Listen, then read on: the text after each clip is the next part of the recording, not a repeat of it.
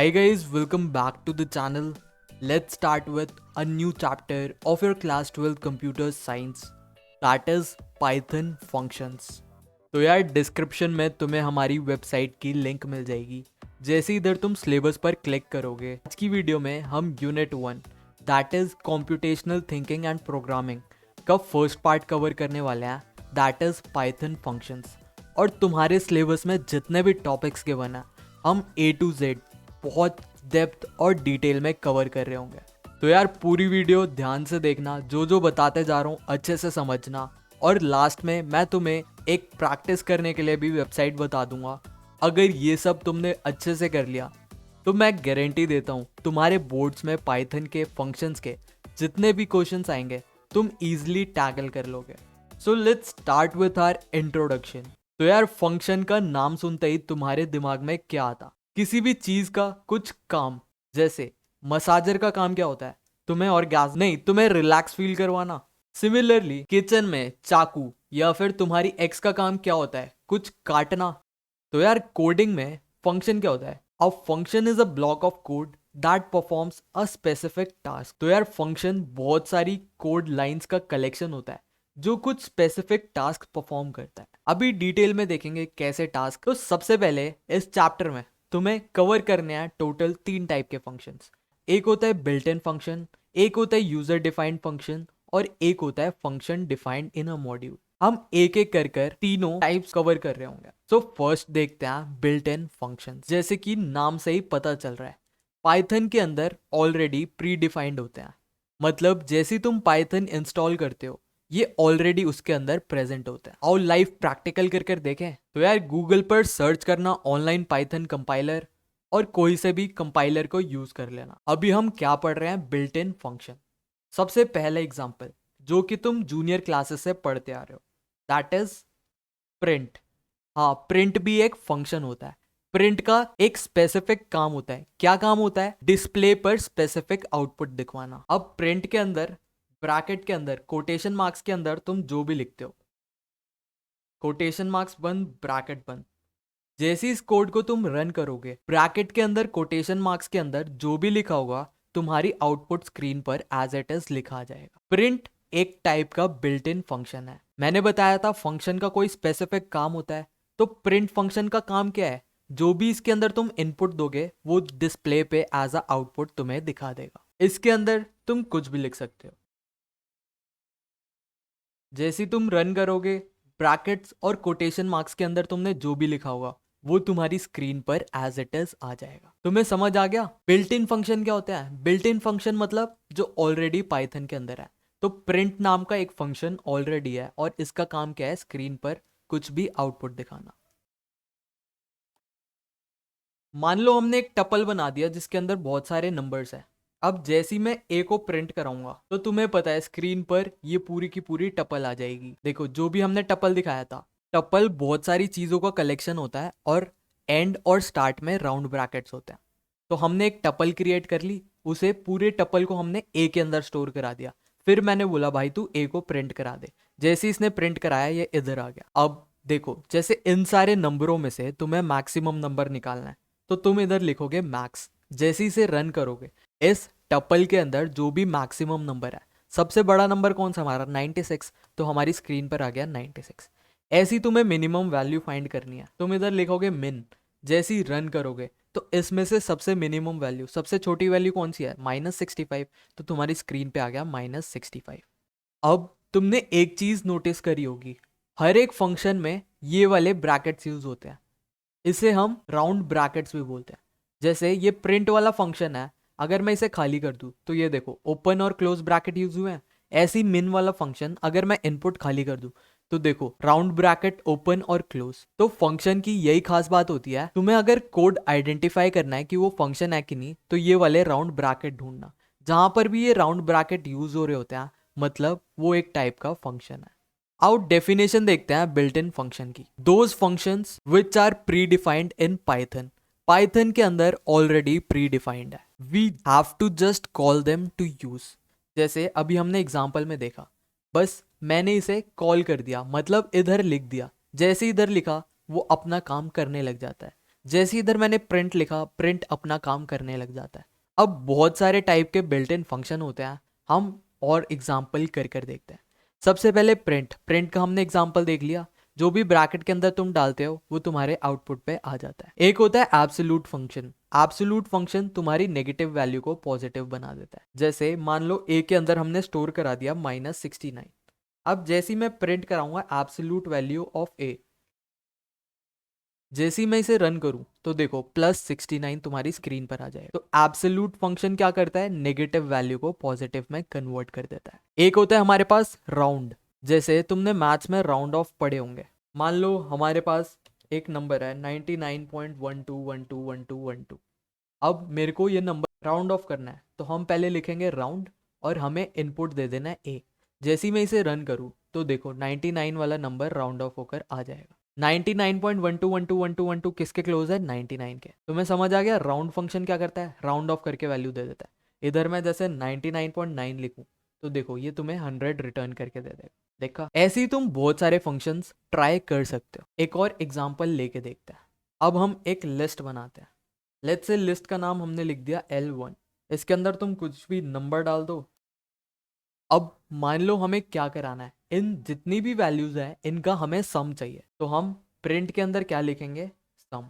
क्योंकि ये एक फंक्शन है तो इधर ब्रैकेट्स आएगा और इनपुट किस चीज का हमें सम चाहिए, L1 का। तो इधर हम लिख देंगे L1।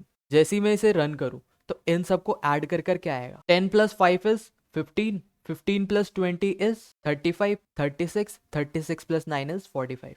तो तुम्हारा आउटपुट आ गया 45। तो फंक्शन तुम्हें समझ आ रहा है, तुम्हारा टास्क इजी कर रहा है, तुम्हें बहुत सारी कोड्स लिखने नहीं पड़ रहे, बस एक वन वर्ड डालना है और जो भी तुम्हें काम चाहिए वो तुम्हारा काम हो जा रहा है। ऐसी हमें मान लो लेंथ पता करनी है कि इसके अंदर कितनी वैल्यूज है, तो हम सम की जगह लिख देंगे LEN, लेन।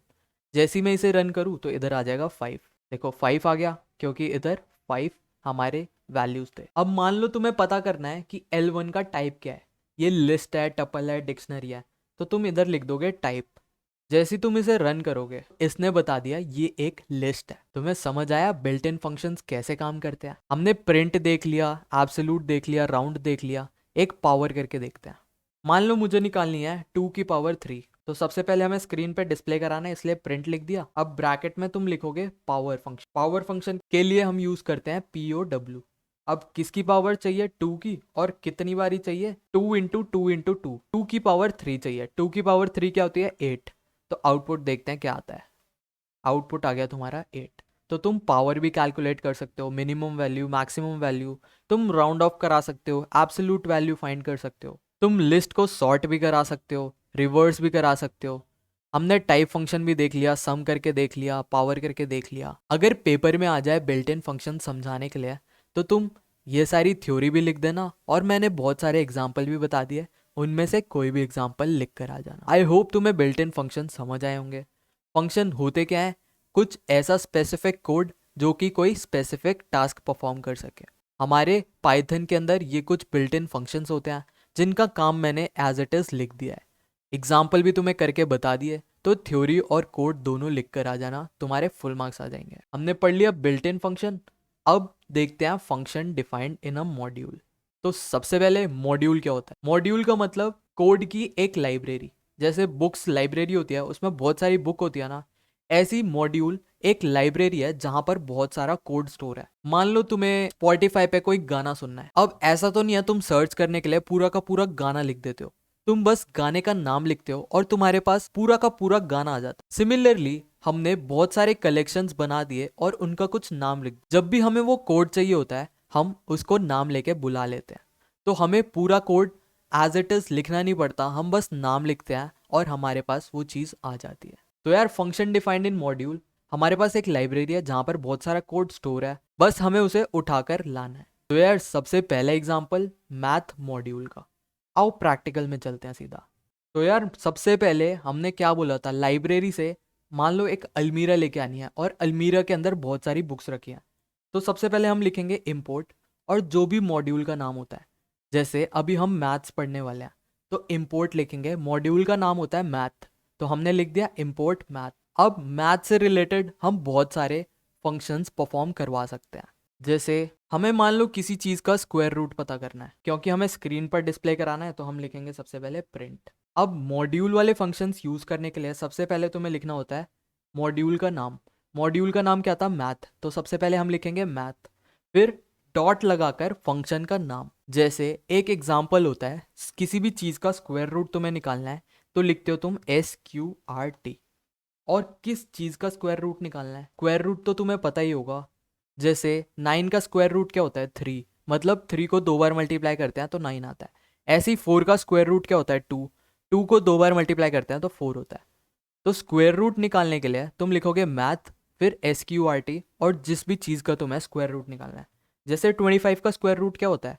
किन दो नंबरों को मल्टीप्लाई करें जो 25 आएगा, तो वो क्या होता है? 5। तो जैसे ही हम इसे रन करेंगे तुम्हारी डिस्प्ले पे आ जाएगा 5। अब मान लो तुम्हें HCF निकालना है किसी नंबर का। HCF को हम एक और चीज बोलते हैं, that is GCD, greatest common divisor. अब मान लो दो नंबर का HCF हम निकालते हैं, 12 और 18। ऐसा कौन सा सबसे बड़ा नंबर है जिसके टेबल में 12 और 18 दोनों आता है? तो वो 6 है। आउटपुट देखते हैं क्या है। देखो 6 आ गया। 6 के टेबल में 12 भी आता है और 18 भी आता है। तुम्हारी मैथ्स अच्छी है तो तुम्हें समझ आ रहा होगा मैंने क्या लिखा है। HCF of 12 and 18 is 6।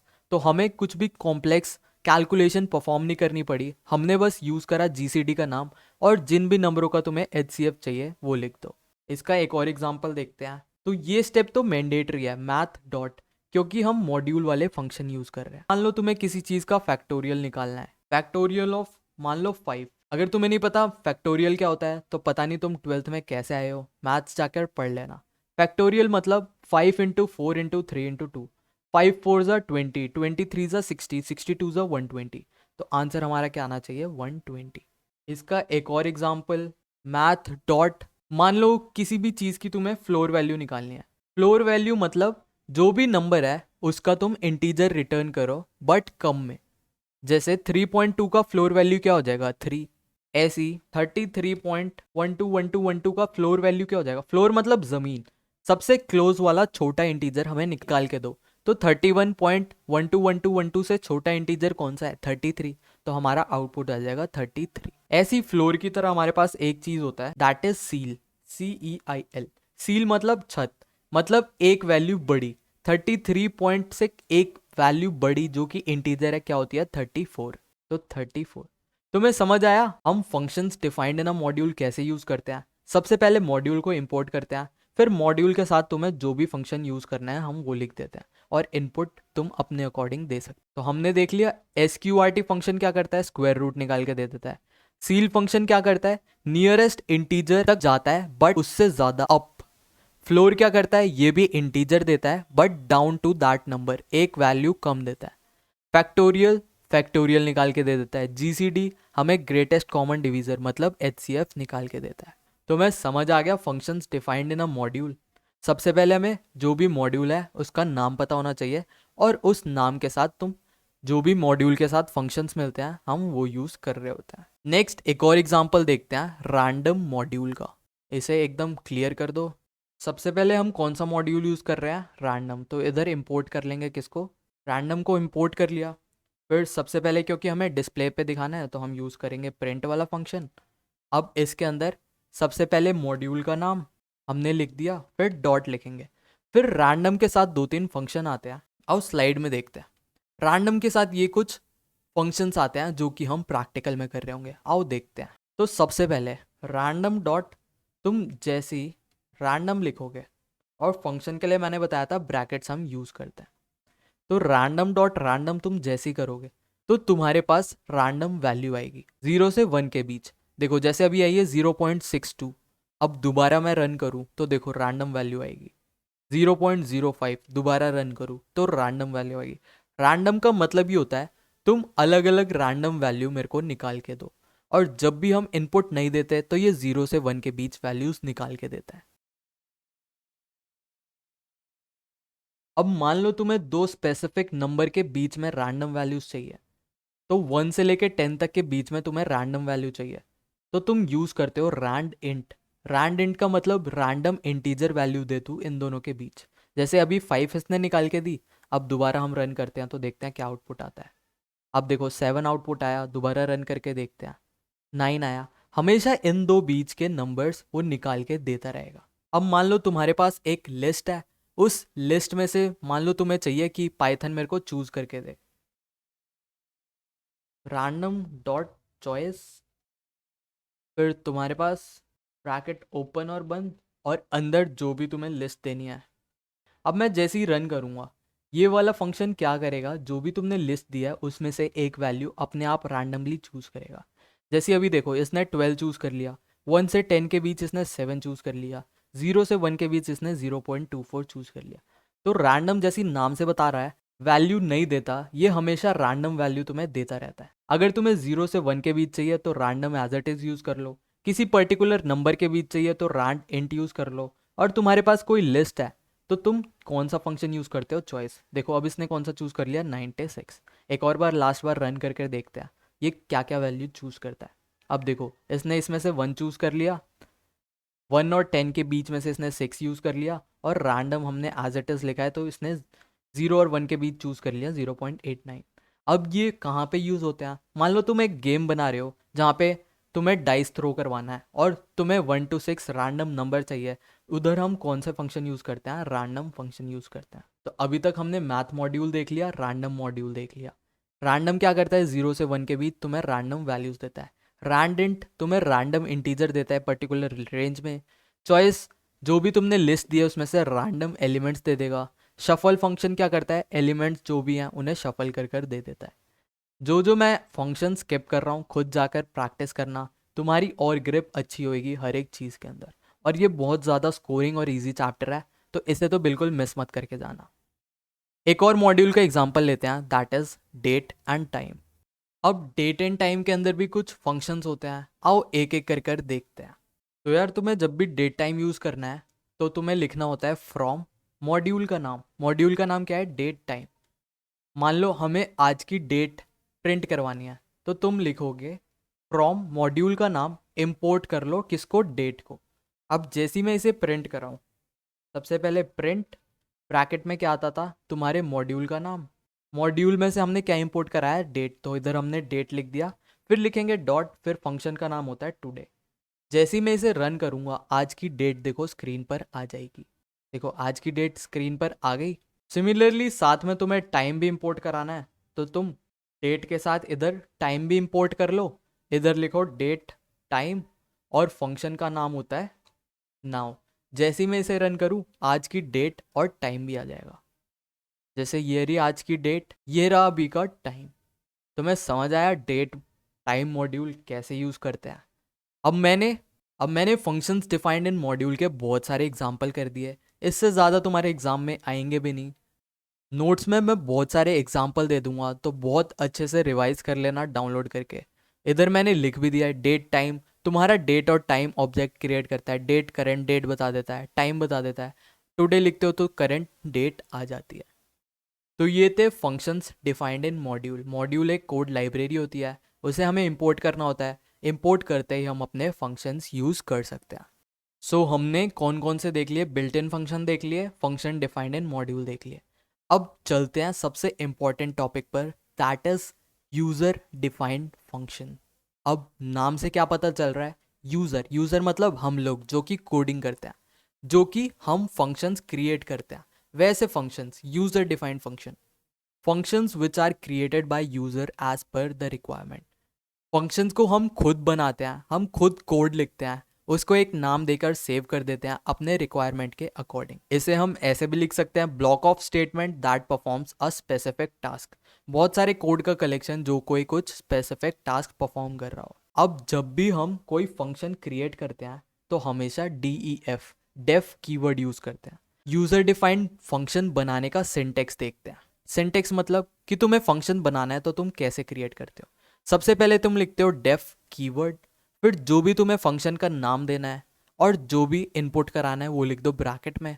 फिर इधर हम लिखते हैं कॉलन, और इधर जो भी तुम्हें कोडिंग करानी है, जो भी कोड ऑफ ब्लॉक देना है। इधर हम क्या कर रहे हैं, मान लो तुम एक सिंगर हो तो तुमने एक गाना लिख दिया बहुत बड़ा सा। अब उस पूरे गाने का हम एक नाम दे देंगे, तो इधर हमने नाम दे दिया।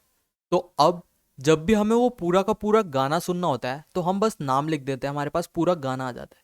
सिमिलरली फंक्शन के अंदर हमने एक कोड लिख लिया बहुत सारा, उस पूरे कोड ब्लॉक का एक नाम दे दिया। अब जब भी हमें उसे यूज करना है तो उसे हमें कॉल करना पड़ता है, मतलब उसे बुलाना पड़ता है। बुलाने के लिए बस तुम फंक्शन का नाम लिख दो और अगर कुछ इनपुट देना है तो वो दे दो, वरना एज इट इज छोड़ दो। जब हम एग्जाम्पल देखेंगे तुम्हें क्रिस्टल क्लियर हो जाएगा। तो यार एक फंक्शन का एग्जाम्पल देखते हैं। सबसे पहले डेफ कीवर्ड लिखोगे, फिर फंक्शन का नाम, तुम कुछ भी लिख सकते हो, जैसे मैंने लिख दिया ग्रीट। फिर फंक्शन में हमेशा ब्रैकेट्स आते हैं, फिर तुम लिखोगे कॉलन के बाद तुम्हें जो भी कराना है। मान लो मेरे को जैसी वो कोई फंक्शन, जैसी कोई ग्रीट नाम को बुलाता है तो प्रिंट करा दो किसको, तो मैंने पाइथन को बोल दिया जब भी ग्रीट को जब भी कोई बुला रहा है तो प्रिंट करा दे मैं का लाडले म्याऊं। अब अगर इसे तुम रन करोगे तो रन नहीं होगा, क्यों? क्योंकि फंक्शन तभी रन होते हैं जब हम उसे कॉल करते हैं। अभी तो हमने बस क्रिएट कर दिया, कॉल तो करा ही नहीं। मान लो हमने गाना बनाकर रख दिया बट यूट्यूब पे सर्च ही नहीं किया, तो जब तक यूट्यूब पे तुम सर्च नहीं करोगे गाना मिलेगा कैसे? तो अब मान लो हमने सर्च कर दिया। सर्च करने के लिए सिंपली जो भी नाम होता है वो नाम लिख दो और क्लोज और ओपन ब्रैकेट डाल दो। जैसी अब मैं इसे रन करूं तो देखो सबसे पहले कोड इसके पास जाएगा, ये ढूंढेगा ये कोड कहाँ लिखा है, ये जाएगा इधर लिखा हुआ है। तो इसने अंदर क्या लिखा है, प्रिंट मैं का लाडले मियाऊ, तो उसने प्रिंट करा दिया मैं का लाडले मियाऊ। तो यार अभी हम बहुत सारे एग्जांपल्स करने वाले हैं यूजर डिफाइंड फंक्शन के, तो यार आगे वीडियो में और तुम्हें अच्छे से क्लैरिटी मिलती जाएगी। अब देखते हैं बहुत important topic, that is parameter versus argument. Parameter क्या होता है? Input given at the time of definition. जब भी हम फंक्शन डिफाइन कर रहे होते हैं, मतलब फंक्शन का कोड क्रिएट कर रहे होते हैं, कोड लिख रहे होते हैं, तो जो भी हम उस टाइम इनपुट देते हैं उसे हम क्या बोलते हैं? Parameter. These are the values which are used by the function to do a task. कोई भी तुम्हें टास्क परफॉर्म करना है तो तुम पैरामीटर्स का यूज करते हो, इसे हम फॉर्मल पैरामीटर भी बोलते हैं। जैसे हमने फंक्शन बनाया था कैलकुलेट क्यूब, इसमें मैंने इनपुट क्या लिया था? ए। क्योंकि अभी हम डेफ कीवर्ड मतलब फंक्शन क्रिएट कर रहे हैं, तो जब भी हम फंक्शन क्रिएट करते हैं और जो भी इनपुट में पास करते हैं उसे हम क्या बोलते हैं? Parameter. Input given at the time of definition. जब भी हम फंक्शन कुछ क्रिएट कर रहे होते हैं, इनपुट में जो भी हम देते हैं उसे हम क्या बोलते हैं? पैरामीटर। ये बस एज अ प्लेस होल्डर काम करता है कि इधर जो भी चीज आएगी उसे फर्दर कोड में ऐसे यूज करो। आर्ग्यूमेंट क्या होता है? आओ देखते हैं। Input given at the time of function calling. जब भी हम इस फंक्शन को कॉल करेंगे तो जो भी इनपुट देंगे उसे हम बोलते हैं argument. Input given at the time of function calling. तो यार जब भी हम फंक्शन को कॉल करते हैं, कॉल करते हुए जो हम वैल्यू देते हैं उसे हम बोलते हैं argument. Values which are used during the time of execution. इसका एक और नाम होता है दैट इज एक्चुअल पैरामीटर। जैसे हमने इस फंक्शन को जब कॉल करा था, इसके अंदर मैंने वैल्यू देखो क्या पास करी, 2। ये वाली 2 इधर जाएगी और जो भी कैलकुलेशन परफॉर्म होनी है वो होगी। तो जब भी हम फंक्शन कॉल के वक्त एक्चुअल वैल्यू देते हैं, जैसे इधर 2 एक्चुअल रियल वैल्यू दी, तो उसे हम क्या बोलते हैं? आर्ग्यूमेंट। तुम्हें समझ आया पैरामीटर और आर्ग्यूमेंट में क्या डिफरेंस है? सबसे पहले तो यही, ये डेफिनेशन के वक्त जो हम इनपुट देते हैं उसे पैरामीटर बोलते हैं, और जब कॉलिंग के वक्त इनपुट देते हैं उसे हम आर्ग्यूमेंट बोलते हैं। इसको एक और नाम से जानते हैं दैट इज फॉर्मल पैरामीटर, और आर्ग्यूमेंट को एक और नाम से जानते हैं एक्चुअल पैरामीटर के नाम से। इसका एक एग्जाम्पल करके देखते हैं। मान लो मैंने एक फंक्शन बनाया जिसका नाम है ग्रीट। ये इनपुट ले रहा है मान लो कोई भी पैरामीटर एन नाम से। अब फंक्शन क्रिएट करते हुए यहाँ कॉलन डालेंगे जो भी हमें कोड करवाना है, जैसे मेरे को प्रिंट कराना है जो भी वैल्यू आ रही है। अब इसे हम कॉल करेंगे और इनपुट में जो भी हमें स्क्रीन पर दिखाना है वो लिख दो। जैसे मैं इसे रन करूँ तो देखो अभी क्या हो रहा है, ध्यान से कोड को समझना। इधर हमने फंक्शन कॉल करा है, कॉल करते हुए हमने इनपुट में एक्चुअल वैल्यू दी है। एक्चुअल वैल्यू गई इधर किसके पास? इस ग्रीड के पास। तो जो भी एक्चुअल वैल्यू पास करते हैं उसे हम क्या बोलते हैं? आर्ग्यूमेंट। जब हम फंक्शन डिफाइन कर रहे थे उधर मैंने लिख दिया n, कोई भी वैल्यू आए उसे n बोल दे, तो n क्या है इधर? पैरामीटर, क्योंकि ये फंक्शन डेफिनेशन के वक्त यूज हुआ है। आर्ग्यूमेंट एक्चुअल वैल्यू होते हैं जो कि हम फंक्शन कॉलिंग के वक्त देते हैं, और जब हम फंक्शन क्रिएट कर रहे होते हैं, डिफाइन कर रहे होते हैं, तो जो इनपुट देते हैं उसे हम बोलते हैं पैरामीटर। इसमें n तुम्हारा पैरामीटर है और ये जो तुमने इनपुट दिया है ये तुम्हारा एक्चुअल वैल्यू मतलब आर्ग्यूमेंट है। एक और एग्जांपल देखते हैं। मान लो मेरे को 2 नंबर को ऐड करवाना है, एक फंक्शन बना दिया एडिशन नाम से मैंने। अब इसके अंदर 2 पैरामीटर ले लेते हैं, a, b। फंक्शन बनाने के लिए इधर लिखेंगे कॉलन, तुम उनका सम प्रिंट करा दो, तो a प्लस बी। अब इसे कॉल कर देते हैं, फंक्शन का नाम क्या है, एडिशन। और अब इधर एक्चुअल वैल्यू पास करेंगे। जैसे मान लो 5 और 9 को भेज देते हैं, 5 जाएगा a के पास, 9 जाएगा b के पास, और ये प्रिंट करा देगा a और b को ऐड करके, मतलब 5 और 9 को ऐड करके। तो हमारा आउटपुट क्या आएगा, 14। तो देखो आ गया। इधर 5 और 9 क्या है, तुम्हारे आर्ग्यूमेंट्स। a और b क्या है, ये है पैरामीटर। ये क्योंकि हमने कॉलिंग के वक्त यूज करा है, और एक्चुअल वैल्यू है ये क्योंकि डेफिनेशन के वक्त यूज करा है, इसलिए इसे हम पैरामीटर बोलते हैं। तो मैं समझ आ गया आर्ग्यूमेंट और पैरामीटर में क्या डिफरेंस है। अब ये जो पैरामीटर है, जब हम फंक्शन डिफाइन करते हैं तो जो इनपुट लेते हैं उसे हम क्या बोलते थे, पैरामीटर। अब इन पैरामीटर के भी बहुत सारे टाइप्स होते हैं जो कि तुम्हारे सिलेबस और पीवाईक्यूज में भी हैं। तो सबसे पहले default. Default, if input not provided it takes default set value. मतलब अगर तुम इनपुट पास नहीं करते तो वो बाय डिफॉल्ट कोई ना कोई वैल्यू ले लेता है। फॉर एग्जाम्पल, जैसे हमने एक फंक्शन क्रिएट करा डेफ ग्रीट नाम से, उसमें हमने एक डिफ़ॉल्ट पैरामीटर सेट कर दिया कि अगर कोई बंदा इनपुट ना दे तो तू बाय डिफ़ॉल्ट नाम क्या दे दे, स्टूडेंट। उसके बाद प्रिंट हेलो के साथ जो भी इनपुट मिला है वो प्रिंट करा दे। तो मैं जैसी ग्रीट और फिर इनपुट में लिखूंगा आयुष, तो ये सबसे पहले ग्रीट जाएगा इसके पास, यहाँ पर फंक्शन कॉल हुआ है। अब क्योंकि हमने एक्चुअल में वैल्यू दे दी आयुष नाम से, तो इधर हेलो प्रिंट होगा, फिर हमने जो भी वैल्यू दी है आयुष, इधर वो प्रिंट हो जाएगा। तो हेलो आयुष प्रिंट हो गया। अब मान लो तुम हो आलसी, तुम इनपुट ही नहीं दे रहे, तो तुमने जैसे ग्रीट लिखा तो ये चेक करेगा क्या इनपुट आया है, नहीं आया तो ये बाय डिफॉल्ट इनपुट दे देगा नेम इक्वल्स टू स्टूडेंट। फिर ये नेक्स्ट लाइन पे जाएगा तो हेलो करके फिर ये स्टूडेंट प्रिंट करा देगा। तुम्हें समझ आ गया डिफॉल्ट।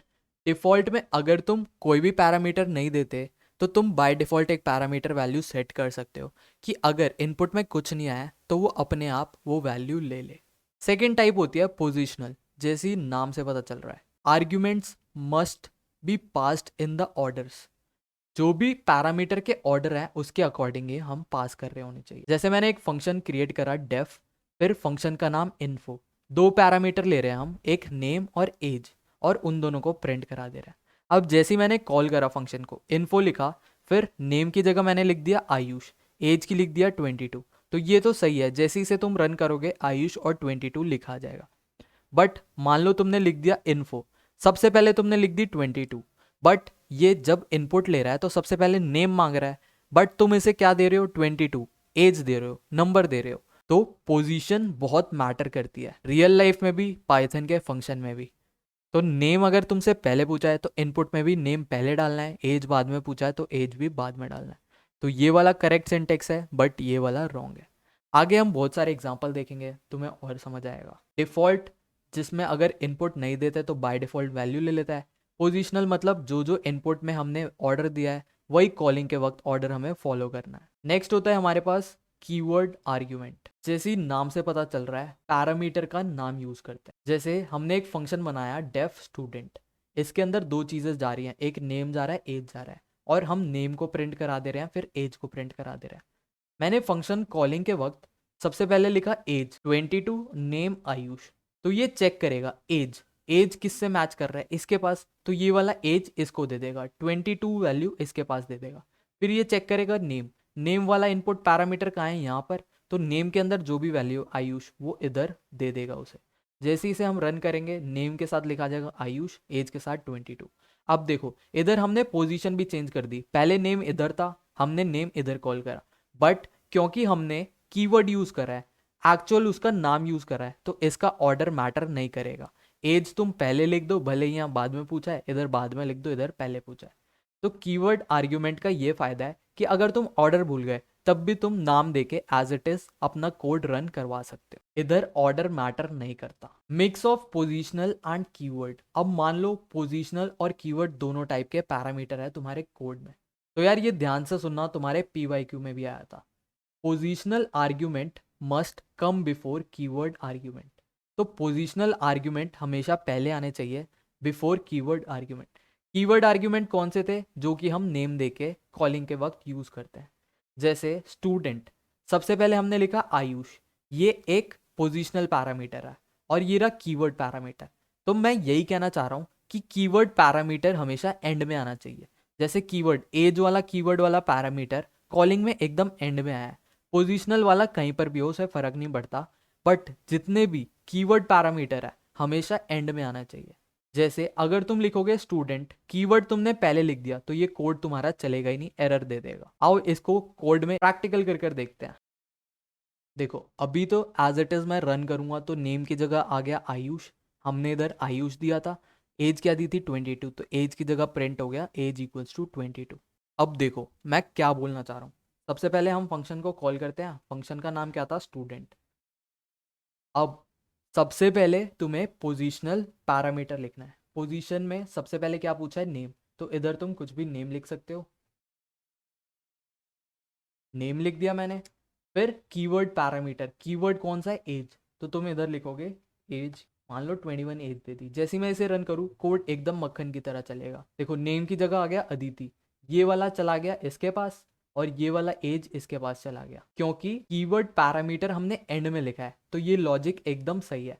बट यहीं अगर मैंने नेम इधर लिख दिया, मान लो आयुष, और इधर कीवर्ड नहीं लिखा, इधर पोजिशनल पैरामीटर डाल दिया, इसे मैं रन करूँ तो देखो एरर आ जाएगा। एरर आ गया, क्यों आया है एरर, क्योंकि कीवर्ड पैरामीटर हमेशा एंड में होना चाहिए, उसके बाद कुछ भी नहीं होना चाहिए। बट इधर हमने कीवर्ड पहले लिखा है, पोजिशनल बाद में लिखा है, तो positional argument must come before keyword argument, तो ये पोजिशनल वाले हमेशा कीवर्ड वालों से पहले आने चाहिए। तुम्हें समझ आ गया। बाकी नोट्स में बहुत सारे एग्जाम्पल होंगे तो एक बार रीड भी कर लोगे, तुम्हें और अच्छे से समझ आ जाएगा। तो यार नेक्स्ट टॉपिक देखते हैं, that is variable length arguments used when number of input is unknown. मान लो किसी और बंदे ने तुम्हारा कोड लिख दिया और तुमसे बोला भाई कोड रन कर दे। अब रन करने के लिए फंक्शन का नाम तो तुम्हें पता है, बट अंदर वैल्यूज नहीं पता कि कितनी नंबर ऑफ इनपुट होंगी, कितनी वैल्यूज तुम्हें इनपुट देनी है। तब हम यूज करते हैं किसका, आर्ग का। इसका एक एग्जांपल देता हूँ। जैसे किसी बंदे ने ये कोड लिख दिया, डेफ एड, फिर ये वाला कोड लिख दिया। अब मान लो तुम्हें पता ही नहीं इसके अंदर कितने इनपुट कराने हैं, तो तुम कोड जब डेफिनेशन लिखते हो तो पैरामीटर के साथ एक छोटी सी स्टार लगा देते हो। मतलब तुम पाइथन के बोलते हो भाई मुझे नहीं पता इसके अंदर कितने इनपुट आने वाले हैं, तो अपने अकॉर्डिंग देख लियो। तो जैसे ये फंक्शन तुम लिखोगे, तुम इसके अंदर कितनी भी वैल्यूज पास कर सकते हो, वो तुम्हें प्रिंट कराकर दे देगा। जैसे इधर हमने फंक्शन कॉल करा ऐड, क्योंकि इसका नाम था ऐड। अब इसके अंदर तुम 1 लिखो, 2 लिखो, 3 लिखो, 4 5 6 7 8, कितनी भी वैल्यूज लिख सकते हो। क्यों लिख सकते हो, क्योंकि इधर हमने स्टार लगा दिया। स्टार बताता है कि हम इसके अंदर कितने भी इनपुट करा सकते हैं। अब जो जो तुमने इनपुट कराया था वो प्रिंट तुमने कराया नेक्स्ट लाइन पे, तो वो तुम्हारी स्क्रीन पर आ जाएगा। ये हमेशा जो भी वैल्यूज होती है उन्हें टपल के फॉर्म में स्टोर करता है। इसका एक और टाइप होता है कीवर्ड वेरिएबल आर्ग्यूमेंट, इसमें हम डबल स्टार लिखते हैं। ये स्टोर किस में करता है, डिक्शनरी के फॉर्म में। आओ दोनों का प्रैक्टिकल करते हैं। तो यार ये रहा हमारे पास कोड, हमने एक फंक्शन डिफाइन करा, फिर इसे कॉल कर दिया। कॉल करते हुए हमने ये सारी वैल्यूज दे दी। अब जैसे ही मैं इसे रन करूँ तो देखो तुम्हारी स्क्रीन पे एक टपल आ जाएगा जिसके अंदर 1 2 3 4 है। और यहीं अगर तुम डबल स्टार लिखते हो, कीवर्ड वेरिएबल आर्ग्यूमेंट यूज करते हो, इधर मैंने पेस्ट कर दिया, जो भी तुम इनपुट दोगे वो डिक्शनरी के फॉर्म में कन्वर्ट हो जाएगा। डिक्शनरी में आ गया की वैल्यू, तो डबल स्टार डिक्शनरी रिटर्न करता है और सिंगल स्टार एक टपल रिटर्न करता है। ये था डिफरेंस आर्ग्स और KWA आर्ग्स में। अब चलते हैं नेक्स्ट टॉपिक पर, रिटर्न स्टेटमेंट। तो रिटर्न स्टेटमेंट होता क्या है, फंक्शन में ही हम यूज करते हैं send value back to the function caller. जहां पर भी हमने फंक्शन कॉल करा है वहां पर वैल्यू एक वापस आती है। रिटर्न का मतलब क्या होता है, वापस जाना। तो जहां से भी तुमने उस फंक्शन को कॉल करा है वहां पर वापस आ जाता है। इसका एक और काम होता है, अगर तुम्हें फंक्शन कहीं पर स्टॉप कराना है बीच में, तो तुम रिटर्न कीवर्ड की हेल्प से कर सकते हो। आओ इसको भी प्रैक्टिकल से समझते हैं। तो सबसे पहले देखो हमने क्या करा, हमने एक डेफ कीवर्ड लिखा जिससे फंक्शन क्रिएट कर रहे हैं, और इधर हमने लिख दिया रिटर्न 5। मतलब जैसे ये फंक्शन चले तू 5 को रिटर्न कर दे। फिर इधर मैंने क्या करा, प्रिंट ऐड, मैंने इस फंक्शन को कॉल कर दिया। तो ये कॉलिंग के वक्त इधर गया, इसने बोला क्या, रिटर्न कर दे 5, तो ये वाला 5 इसके अंदर चला गया। फिर प्रिंट क्या करेगा, 5 को उस वैल्यू को प्रिंट करा कर दे देगा। तो रिटर्न वापस भेज देता है जहां पर भी हमने फंक्शन को कॉल करा है। इसको प्रैक्टिकल कर देखते हैं। अब हमने एक फंक्शन क्रिएट करा है जिसका नाम है ऐड। ये दो वैल्यूज ले रहा है और उन दो को ऐड कर रिटर्न कर दे रहा है। अब हमने क्या करा, एक वेरिएबल लिया जिसका नाम क्या है, रिजल्ट। रिजल्ट में हम ये वाला फंक्शन कॉल करा रहे हैं, ऐड कर दे भाई तू 5 और 3 को। तो इसने देखा कि ऐड फंक्शन कहाँ पर है, यहाँ पर है, ये गया इसके पास, इसने बोला 5 और 3 मेरे पास इनपुट आया है, तो 5 इसके पास चला गया, 3 इसके पास चला गया। इसने बोला वापस भेज दे किसको, ए और बी को ऐड करके।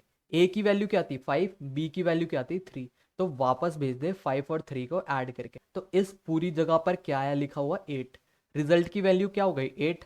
फिर हमने प्रिंट करा दिया रिजल्ट को, तो स्क्रीन पर क्या प्रिंट हो गया 8।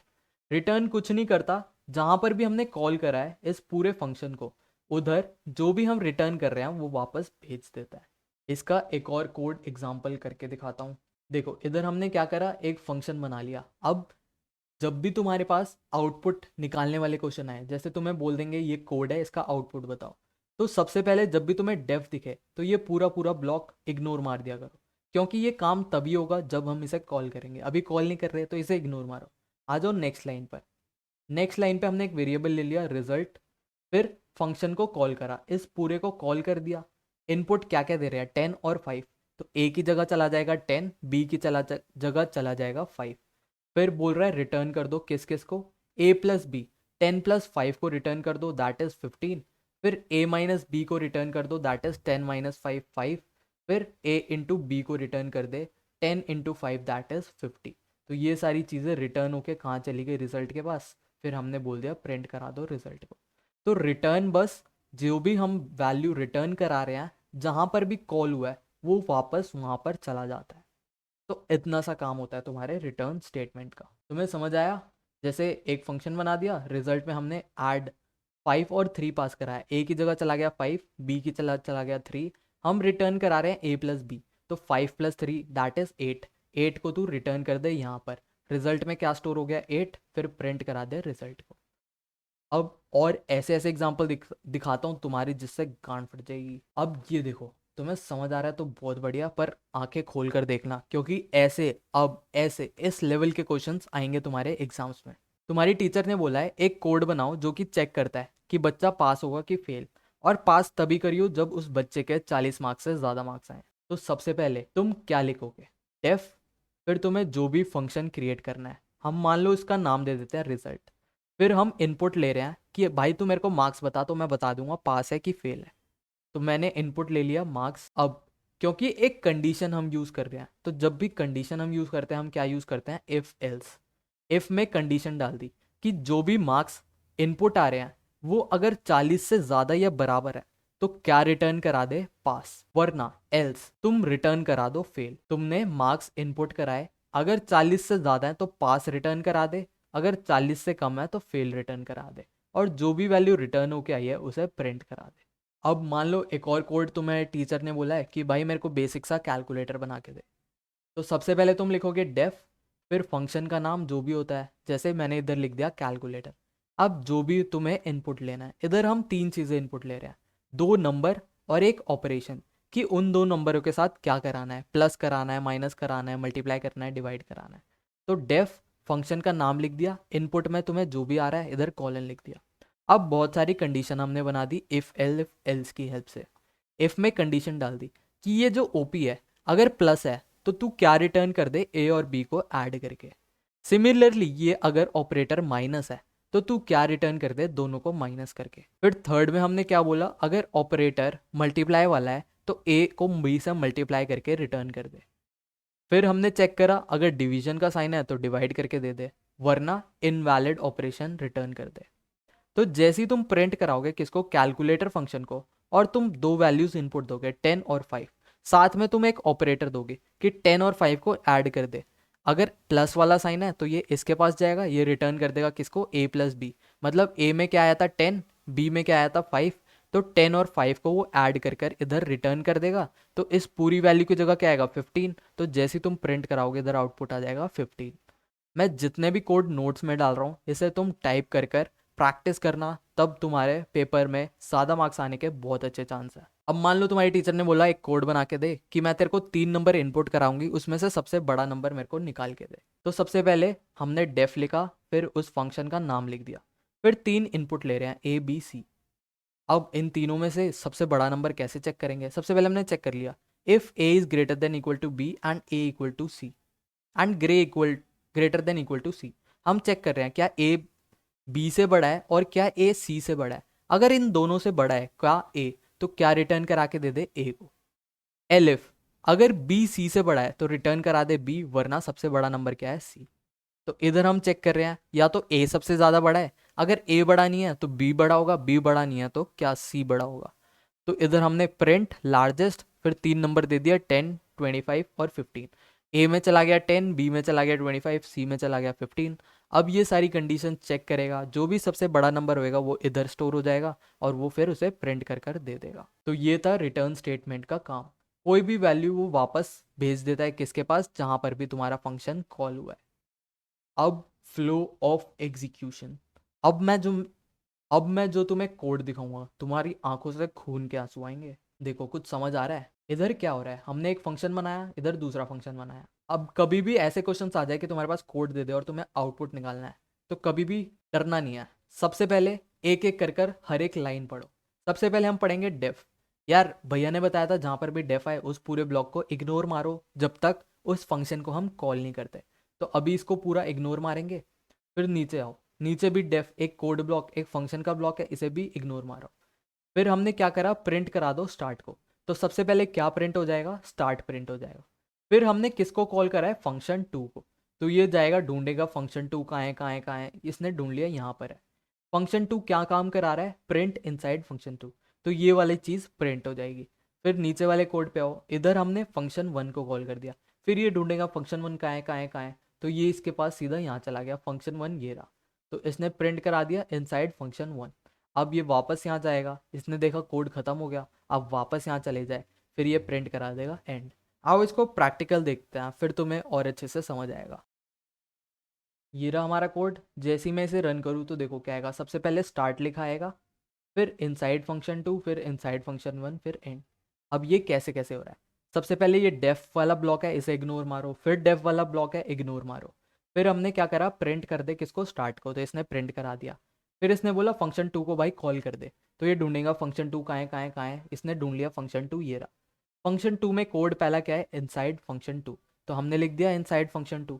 फिर ये गया, इसने बोला फंक्शन 1 को कॉल कर दे। तो ये ढूंढ रहा है फंक्शन 1 का है, इसे मिल गया। अब फंक्शन 1 में क्या लिखा है, प्रिंट करा दे इनसाइड फंक्शन 1। तो इसने प्रिंट करा दिया इनसाइड फंक्शन 1। अब ये पूरा कोड खत्म हो गया, तो वापस ये यहाँ चला जाएगा जहाँ पे कॉल हुआ है। अब ये चेक करेगा ये भी पूरा खत्म हो गया, तो ये वापस अपने जहाँ पर कॉल किया वहाँ चला जाएगा। फिर लास्ट में हमने प्रिंट क्या करवाया, एंड। तो इधर प्रिंट हो गया एंड। तो यार आउटपुट वाले क्वेश्चंस नोट्स में बहुत सारे डाल दूंगा, ऐसी रन रन कर कर देखना कैसे हर एक स्टेप काम कर रहा है, हर एक कोड ऑफ लाइन कब एग्जीक्यूट हो रही है। इसे ही बोलते हैं हम फ्लो ऑफ एग्जीक्यूशन, कि कब कौन सा फंक्शन कॉल हो रहा है। इसका एक और एग्जांपल, अब मैं जैसे ही से रन करूँगा देखना। सबसे पहले डेफ ब्लॉक है, इसने इग्नोर मारा। फिर डेफ ब्लॉक है, इग्नोर मारा। फिर ये चला गया थर्ड लाइन पे। इसने देखा बोर्ड मास जैसे रूल हमें फॉलो करना है, तो सबसे अंदर पहले क्या सॉल्व हो रहा है, क्यूब ऑफ 2। तो ये ढूंढेगा क्यूब वाला फंक्शन कहाँ है, ये रहा।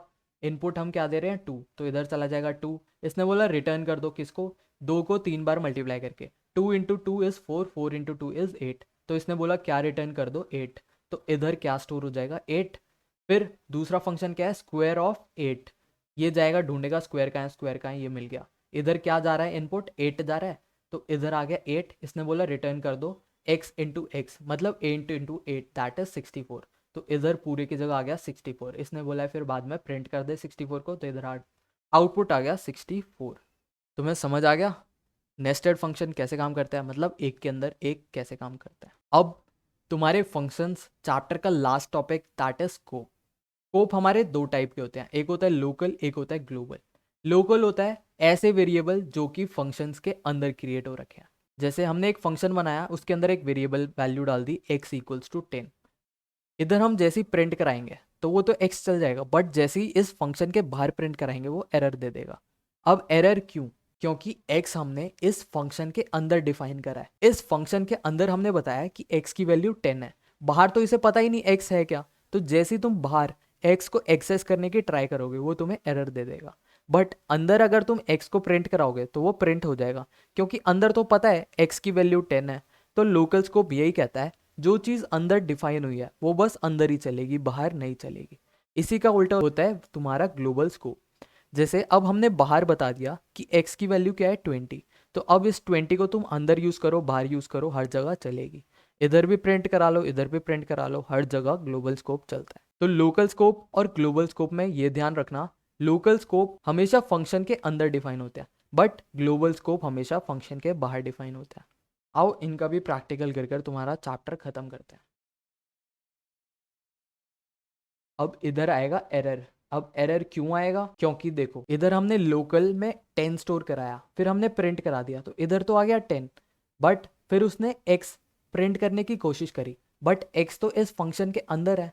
अभी क्योंकि हम फंक्शन के बाहर है तो x इसे पता ही नहीं क्या है, तो इसने एरर थ्रो कर दिया कि x इज नॉट डिफाइंड, मुझे पता ही नहीं x क्या है। बट यही अगर तुम x को बाहर, मान लो x तुमने स्टोर करा दिया 69, अब देखो, अब जैसे ही मैं रन करूं, इधर तो x की वैल्यू थी 10, तो प्रिंट हो जाएगी x की वैल्यू 10, और बाहर देखेगा, बाहर इसने देखा x की वैल्यू क्या है 69, तो उसने प्रिंट करा दिया 69।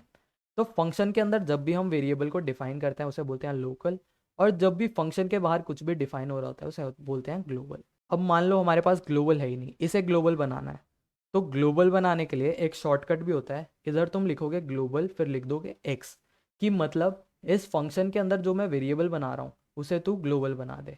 ठीक है, अब मैं रन करूँ तो देखो बिना एरर के ये एकदम रन हो जाएगा, क्योंकि इधर हमने बोल दिया कि ये जो x है इसे तू ग्लोबल बना दे, मतलब ऐसा बना दे कि फंक्शन के बाहर भी बंदे यूज कर। तो फंक्शन के बाहर मैंने यूज करा प्रिंट x, तो इधर भी आउटपुट आ गया 10। तो मैं समझ आ गया local scope versus global scope क्या होता है। ये सेम कोड ब्लॉक है। तो यार देखो सिलेबस में हमने फंक्शंस में टाइप्स पढ़ लिए, बिल्ट इन फंक्शंस क्या होते हैं, function defined in a module क्या होते हैं, और यूज़र डिफाइंड फंक्शन क्या होते हैं। फिर हमने फंक्शन बनाना भी सीख लिया। आर्ग्यूमेंट और पैरामीटर हमने बहुत डेप्थ में पढ़ा कि डिफ़ॉल्ट पैरामीटर क्या होते हैं, पोजिशनल कौन से होते हैं, रिटर्न वैल्यू क्या करता है। हमने फ्लो ऑफ एग्जीक्यूशन भी देखा, वेरिएबल के स्कोप भी देख लिए, ग्लोबल और लोकल। तो तुम्हारे सिलेबस के अंदर जितने भी टॉपिक्स मेंशन्ड है हमने A to Z काफ़ी डिटेल में कवर कर लिया है। तो यार बाकी इस चैप्टर के जितने भी PYQ हैं तुम हमारी वेबसाइट की डिस्क्रिप्शन में आना, इधर एक सेक्शन मिल जाएगा PYQ का, ये जाके एक्सेस कर लेना। इसमें तुम्हारे पाइथन के फंक्शंस के जितने भी PYQ हैं इस वीडियो में सॉल्व हो रहे हैं। सो this was your complete chapter for your class 12th CBSE boards. बाकी मैं तुम्हें एक लिंक बताता हूँ वेबसाइट की, गूगल पर जाकर सर्च करना W3 स्कूल्स। जैसे ही तुम इसे सर्च करोगे इधर ट्यूटोरियल्स का सेक्शन आएगा, इधर तुम्हें मिल जाएगा लर्न पाइथन। पाइथन पर जाना, इधर होगा पाइथन फंक्शंस, इधर एकदम प्रॉपर प्रैक्टिस कर लेना जो भी लिखा है, जो भी कोड लिखा है। So this was your complete lecture. Thank you guys for watching, see you in the upcoming lectures.